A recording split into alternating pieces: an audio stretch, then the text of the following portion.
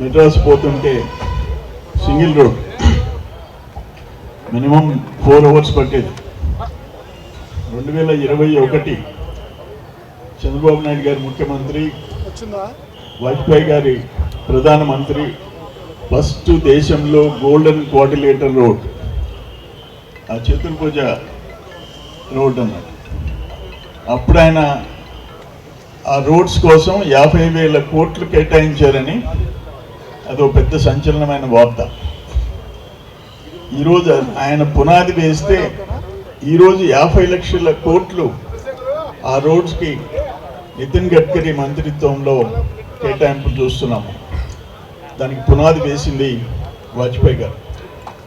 ఈరోజు విజయవాడకి మేము కారు ఎక్కితే కరెక్ట్గా 3 hours రీచ్ అవుతున్నామంటే దానికి కారణం వాజ్పేయి గారు అని చెప్పేసి మనం చేస్తున్నాం.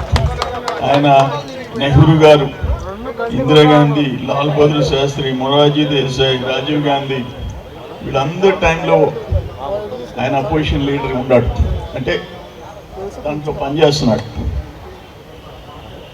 ఒక్క విషయం, ఆయన వ్యక్తిగతంగా ఎవరిని విమర్శించేవాడు కాదు, కానీ పార్లమెంట్లో ప్రజా సమస్యల్ని తూర్పారు పట్టేవాడు, రాజీ లేకుండా మాట్లాడేవాడు అని చెప్పేసి మనందరికీ తెలుసు. ఒకసారి రాజీవ్ గాంధీ గారి టైంలో ఆయన అపోజిషన్ లీడర్, ఆయనకి హెల్త్ బాగలేదని రాజీవ్ గాంధీ గారికి తెలిసింది. ఈయన వేరే ఒక మీటింగ్కి వాజ్పేయి గారిని అమెరికాకు పంపించారు. వాజ్పేయి గారు ఆయనకి చెప్పలేదు, రాజీవ్ గాంధీ గారు ఈయనకి చెప్పలేదు. యుఎస్ పోగానే అమెరికాకి ఇండియన్ ఎంబసీ వాళ్ళు వచ్చి మీరు హాస్పిటల్ వరకు రావాలని తీసుకుపోయి ఆయన ఆరోగ్యం గురించి చర్యలు తీసుకున్న సందర్భం ఆ రోజుల్లో. అంటే వాజ్పేయి గారు ఎవ్వరికి వ్యక్తిగత, అది ఏ పార్టీ అయినా, అపోజిషన్ పార్టీ అయినా, ఏ ఒక్కరి గురించి వ్యక్తిగతంగా విమర్శించేవాడు కాదు. ఓన్లీ ప్రజల సమస్యలకే ఆయన పరిమితం అయ్యేవాడు అని చెప్పేసి ఆ దేశ ఆయన స్టేట్స్ మ్యాన్, దార్శనికుడు. ఈరోజు మనం ఎప్పుడైనా ఆ తర్వాత చూస్తుంటాం, ఒక నాయకుడిని విమర్శించటం, వాళ్ళు తిరిగి విమర్శించటం, ఇవన్నీ ఒక స్థాయికి వెళ్ళిపోతున్నాయి. అటువంటి పరిస్థితులు ఆయన ఒక మార్గదర్శకుడు.